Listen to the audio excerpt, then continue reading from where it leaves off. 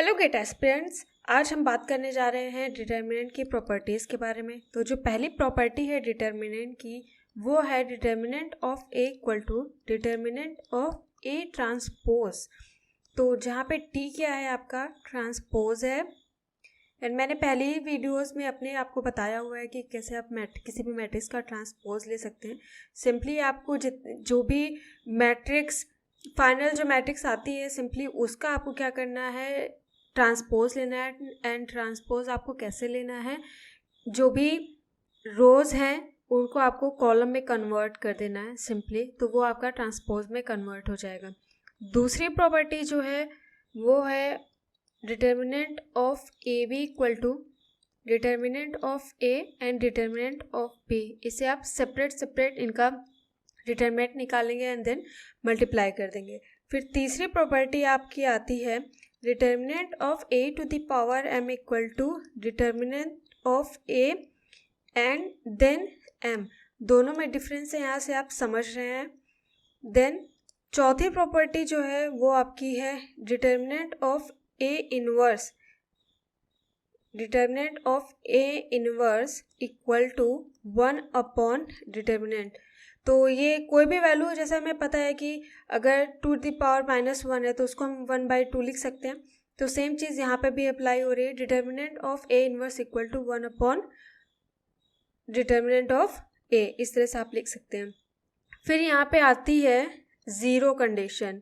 Zero conditions क्या होती हैं डिटर्मिनेंट्स की, वो हम देख लेते हैं। मतलब डिटर्मिनेंट कब आपका डिटर्मिनेंट ऑफ ए और कोई भी वैल्यू, मतलब determinant of B, determinant of C, जो भी आपको दिया हो, जो भी मैट्रिक्स दी हो, वो कब ज़ीरो हो सकता है। ठीक है, ये ज़ीरो कंडीशन है डिटर्मिनेंट की, कब ज़ीरो हो सकता है डिटर्मिनेंट। तो सपोज अगर आपके पास कोई मैट्रिक्स है तो determinant of A equal to, मेरे पास यहाँ पे कोई मैट्रिक्स है 1 2 3 6 7 8 एंड 2 4 6। तो ज़ीरो कंडीशन में जो पहला है आपका ये है, अगर आपके पास कुछ इस तरह की मैट्रिक्स है तो इस मैट्रिक्स में आपको कुछ सिमिलर दिख रहा है गाइस। अब आप बोलेंगे यहाँ पे तो कुछ भी सिमिलर नहीं है, तो मैं इसे थोड़ा सा और सिंप्लीफाई कर देती हूँ कि अगर आपके पास कोई 2 रो या 2 कॉलम सेम हो, यहाँ पे आप देख रहे हैं गाइस, अगर आप यहाँ से 2 कॉमन लेते हो, यहाँ से 2 कॉमन लेते हो तो यहाँ पे 1 2 3 नहीं आएगा गाइस। और आप क्या बोल सकते हो कि इस मैट्रिक्स में ये जो मैट्रिक्स है वो कुछ इस टाइप की नहीं है, R2 R3 किसके इक्वल है, 2R1 के इक्वल है। यहाँ से आप देख रहे हैं पहली रो में अगर आप 2 का मल्टीप्लाई कर दें तो ये इस तरह से कुछ कन्वर्ट नहीं हो जाएगी, 2 4 6 एंड 6 7 8, ये again 2 4 6।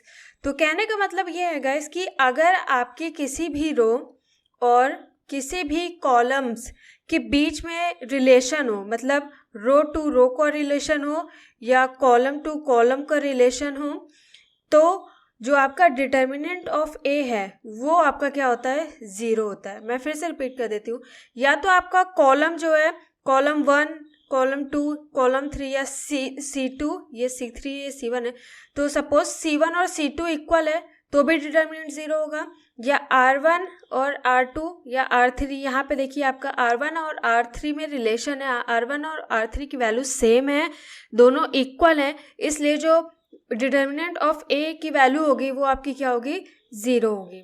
Zero condition of determinant की एक और है, अगर आपके पास determinant of A equal to कोई भी एक रो पूरी ज़ीरो है, 1 2 3 7 8 9, सपोज हमारे पास ये एक मैट्रिक्स है जिसका हमें डिटर्मिनेंट फाइंड करना है। तो यहाँ पे जो अगर एक भी रो अगर आपकी ज़ीरो है और एक भी कॉलम आपका अगर ज़ीरो है, सपोज इस तरह से, ठीक है, तो आपका जो डिटर्मिनेंट है वो आपका क्या होगा, वो ज़ीरो होगा। अगर कोई भी रो पूरी एक ज़ीरो है या पूरा कॉलम ज़ीरो है किसी भी मैट्रिक्स का, उसका डिटर्मिनेंट आपको निकालना है, तो शॉर्टकट यही है कि उसका डिटर्मिनेंट डायरेक्ट क्या होगा, 0 होगा। अगर आप यहाँ से मल्टीप्लाई भी करेंगे, देखिए तो पहला तो अगर इसका डिटर्मिनेंट भी आप निकालेंगे, डिटर्मिनेंट तो हम इसी तरह से निकालते हैं ना, पहला एलिमेंट फिर इसका मल्टीप्लाई होगा तो बट 0 से मल्टीप्लाई होगा तो वो तो वैसे भी 0 हो जाएगा। फिर दूसरा एलिमेंट लेंगे आप, फिर यहाँ पे कुछ लेंगे तो देखिए ये वैल्यू एलिमिनेट होगी, ये रो एलिमिनेट होगा, देन यहाँ से अगेन आपको 0 मिलेगा तो ये तो वैल्यू वैसे भी 0 हो जाएगी। एंड देन फिर अगेन करेंगे तो ये एलिमिनेट होगी, रो 1 एलिमिनेट होगी, एंड देन अगेन यहाँ पे 0 आएगा, अगेन आपको वैल्यू 0 मिल जाएगी। तो ये 2 कंडीशन थी आपकी। एंड इसके अलावा एक और पॉइंट है, आप इसे अनदर पॉइंट समझ सकते हैं, ये भी काफ़ी इम्पॉर्टेंट है।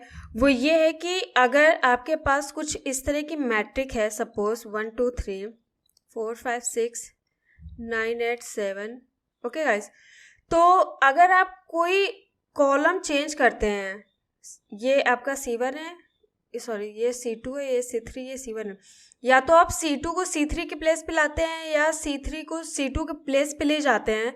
इंटरचेंज जब रोज होंगी या कॉलम्स इंटरचेंज होंगी तो यहाँ पे आपको सिंपली माइनस बाहर आ जाएगा, ओके, यहाँ पे माइनस बाहर आ जाएगा एंड आप ये मैट्रिक्स अब कुछ इस तरीके की हो जाएगी। हमने यहाँ पे C3 को C2 के प्लेस पे और C2 को C3 के प्लेस पे कर दिया है, तो अब ये मैट्रिक्स आपकी कुछ इस टाइप की दिखेगी।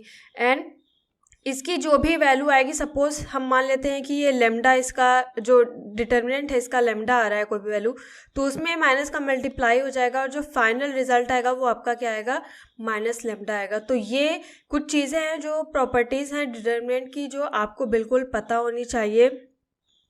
तो आई होप गाइस ये सारी चीज़ें आपको समझ में आ गई हैं, डिटरमिनेंट की प्रॉपर्टीज़ क्या है, ज़ीरो कंडीशन क्या है, एंड अगर आप इंटरचेंज करते हैं किसी भी रो और कॉलम का तो माइनस वहाँ पे आपका क्या हो जाता है, बाहर कॉमन हो जाता है। तो इस तरह से आपको डिटरमिनेंट की प्रॉपर्टीज़ को याद रखना है, ये बहुत इंपॉर्टेंट है, आगे आने वाले क्वेश्चंस में ये आपको अप्लाई होंगी। इसकी वजह से आपका आंसर इनकरेक्ट हो सकता है अगर आपको पता ना हो, और गेट एग्जाम में टाइम की बहुत वैल्यू होती है, तो ये सारी चीज़ें आपको पता होंगी तो हम फटाफट से क्वेश्चन को सॉल्व कर सकते हैं एंड गेट में अच्छे रैंक ले आ सकते हैं।